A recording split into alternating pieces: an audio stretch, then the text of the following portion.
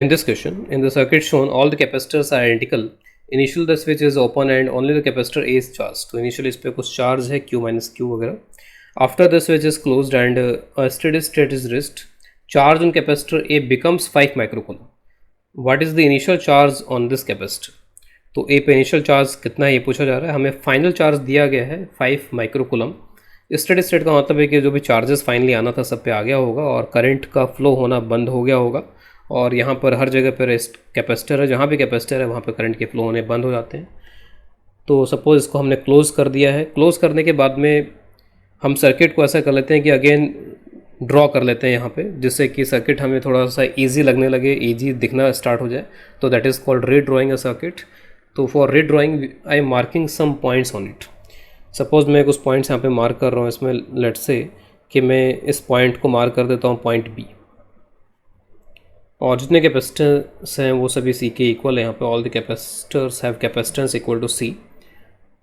तो ये पॉइंट और ये पॉइंट ऑब्वियसली सेम पोटेंशियल पे होंगे. अगेन बीच में कोई सर्किट एलिमेंट यहाँ पे नहीं है तो सेम पोटेंशियल पे. यहाँ बीच में कोई सर्किट एलिमेंट नहीं है तो सेम पोटेंशियल पे होगा. यहाँ पर ये सी और सी साफ दिखाई दे रहे हैं कि सीरीज़ में है, तो सी और सी का आप C/2 कर सकते हो सीरीज़ में होने की वजह से. इस पॉइंट को मैं कुछ नाम देता हूँ. Let's say this point is D. तो ये पॉइंट यहाँ पे D हो गया. अब D से यहाँ तक जाएंगे तो बीच में पोटेंशियल ड्रॉप इसके वजह से आएगा यहाँ पे कुछ.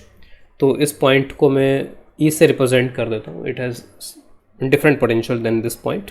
और बीच में अगेन यहाँ पे कोई सर्किट एलिमेंट नहीं है तो अगेन इसका potential E. Effectively we have 3 different points B, D and E.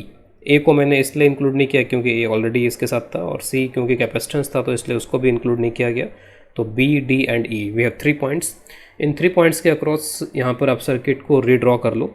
तो मैं इस कैपेसिटर को थोड़ी इंपॉर्टेंस देते हुए मैं E और D को यहाँ पे रिप्रेजेंट कर देता हूँ, जिससे कि जो हमारा कैपेसिटर जिस पर हमारा ज़्यादा फोकस है वो यहीं पे ड्रॉ हो जाए E और D के बीच में.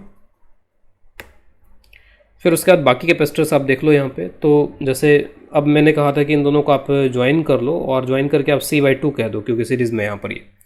तो B और D पॉइंट्स के बीच में ये C/2 आ जाएगा. तो B और D, तो B को मैं सपोज़ यहाँ कहीं रिप्रेजेंट करने जा रहा हूँ तो B और D के बीच में दैट्स इज C/2. ये B और D के बीच में हो गया. फिर again B and D, between B and D we have C also. तो between B and D we have C also. तो this is C. Now this capacitor will always have zero potential difference, क्योंकि दोनों points जो हैं या दोनों जो plates हैं वो सेम पोटेंशियल पे हमेशा रहेंगे इसमें. इसका मतलब इसके पास में कोई चार्ज नहीं रहेगा और इसकी कोई जगह हमारे इस डायग्राम में नहीं रहने वाली है. तो दिस कैपेसिटर इज डिस्कार्डेड. इसको हटा देते हैं यहाँ पे, इसको सर्किट में दिखाने की जरूरत नहीं है. ये जो कैपेसिटर है this is between E and B. तो let us connect this between E and B. अब आप यहाँ पर इस सर्किट को देख लो कि ये जो C और C/2 है दिस इज़ इन पैरेलल, और पैरेलल में दोनों जब ऐड हो जाते हैं डायरेक्टली तो C + C/2 हो जाता है 3C/2. And this 3C/2 and this C are in parallel, are in series. 3C/2 and C are in series. तो ये सीरीज जो है इनका सीरीज के हिसाब से रिजल्टेंट आप निकाल लो. तो सीरीज के हिसाब से रिजल्टेंट आएगा R1 C1 divide by C1 + C2. तो C1 + C2 करेंगे तो it is 5C/2. Now it is 3C/5. Ultimately circuit simplest form में रिड्यूस होकर के हमारे पास में आ चुका है, और वो सिंपलेस्ट फॉर्म यहाँ पर अब ये है. Now this is the simplest form. This is capacitor A. इसको मैं अलग से यहाँ पर रिप्रेजेंट कर देता हूँ. ये जो भी कैपेसिटर है इसका कैपेसिटेंस है 3C/5.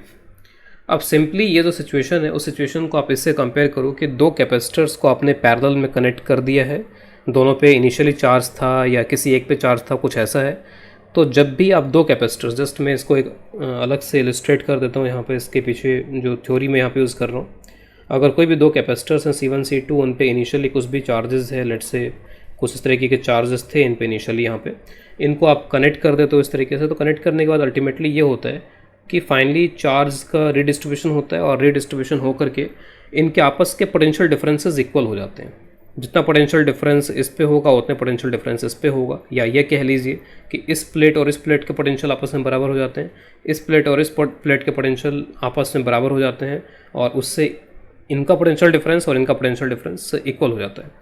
तो सपोज अगर पोटेंशियल डिफरेंस यहाँ पर कुछ लेट्स से कि V के बराबर हो गया, जो कि कॉमन पोटेंशियल डिफरेंस है यहाँ पे, तो कॉमन पोटेंशियल डिफरेंस है, तो इस पर चार्ज Q1, इस पर charge Q2 minus Q1 minus Q2 यहाँ पर हो गया है। तो अब जो चार्ज है इसके पास में उसको आप लिख सकते हो Q1 is equal to C1 into V, इसको आप लिख सकते हो Q2 is equal to C2 into V. और ये जो Q1 और Q2 का जो रेशो है वो रेशो आप देखो कैपेसिटेंस के रेशो में हो जाता है, यानी कि चार्जेस जो हैं प्लेट्स वो आपस में कैपेसिटेंस के रेशो में रिडिस्ट्रीब्यूट कर लेती हैं। किस चार्ज को रिडिस्ट्रीब्यूट कर लेती हैं? जो टोटल चार्ज है। अभी भी आप देखोगे कि इन दोनों पे जो टोटल चार्ज है और इन दोनों पे जो टोटल चार्ज है वो सेम रहना चाहिए, क्योंकि इन्होंने बस आपस में चार्ज की शेयरिंग करी और कुछ नहीं किया। तो Q1 plus Q2 is equal to Q1 plus Q2। तो ये जो टोटल चार्ज है, ये टोटल चार्ज इन दोनों पे अभी भी दोनों पे मिला के कंजर्व है और वो टोटल चार्ज इस रेशो में डिवाइड हो गया।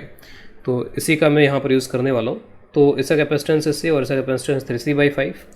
टोटल चार्ज एक तरीके से पहले यहाँ पे कुछ था नहीं, 0 था। तो total charge is Q, this was the total charge. ये टोटल चार्ज था जो कि इन दोनों के बीच में डिस्ट्रीब्यूट हो रहा है। और किस रेशो में डिस्ट्रीब्यूट होगा? तो इनके कैपेसिटेंस के रेशो में डिस्ट्रीब्यूट हो जाएगा। तो मैं इसका चार्ज और इसके चार्ज का रेशो लिख रहा हूँ। तो कैपेसिटेंस का रेशो 3C/5 रेशो C, या 3:5 आप लिख सकते हो इसको। और इसका मतलब है कि अगर इस रेशो को देखा जाए तो इसके पास में जो चार्ज रहना चाहिए वो कितना रहना चाहिए? 3, और इन दोनों को ऐड कर लो तो 8, 3/8 ऑफ Q। और इसके पास चार्ज कितना रहना चाहिए? 5/8 of the total charge Q, ये रहना चाहिए। तो फाइनली इसके पास चार्ज रहना चाहिए 5Q/8। और ये जो 5Q/8 है ये हमें क्वेश्चन में दिया गया कि फाइनली इसके पास में कितना चार्ज है? तो 5 माइक्रोकूलम। तो दिस 5Q/8 इज़ 5 माइक्रोकूलम, और Q इनिशियली जो चार्ज है वो कितना हो जाएगा? 8 microcoulomb. So this is the initial charge on that capacitor.